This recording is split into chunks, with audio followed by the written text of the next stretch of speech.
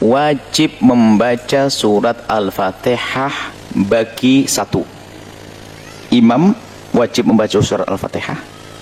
Yang kedua, orang sholat sendiri wajib baca surat Al-Fatihah. Yang ketiga adalah makmum yang sempat menemui berdirinya imam dalam tempo yang cukup untuk membaca surat Al-Fatihah. Wajib.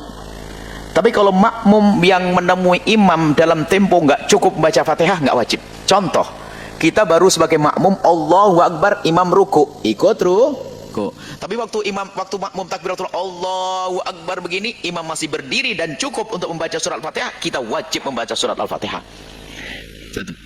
Membaca surat Al-Fatihah nggak boleh di dalam hati, harus diperdengarkan kepada kupingnya sendiri. Yusmi nafsah. Bismillahirrahmanirrahim. Biarpun orang lain nggak dengar, tapi dirinya dengar. Nggak boleh, nggak sah, harus memperdengarkan. Maka membaca, ini yang kedua, membaca Fatihah di dalam hati nggak sah. Di dalam mazhab kita Imam Syafi'i radhiyallahu taala anhu.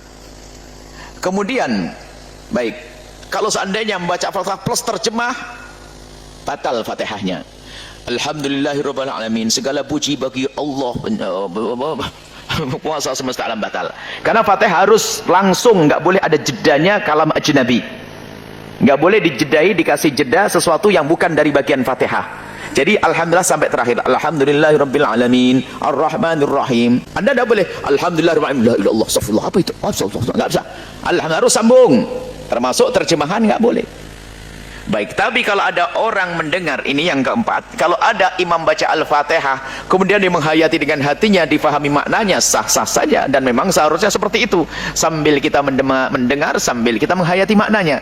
Kemudian setelah imam baca waladhdallin amin, baru kita membaca surat Al-Fatihah.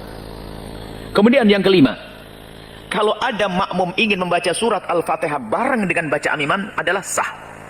Cuman sebaiknya adalah bacaan Fatihahnya adalah setelah imam.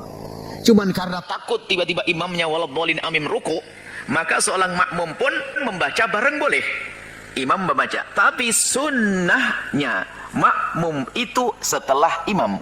Maka setelah imam waladhdallin amin, baru makmum baca surat Al-Fatihah. Yang kelima, yang keenam, maka hendaknya ada tolong menolong yang baik.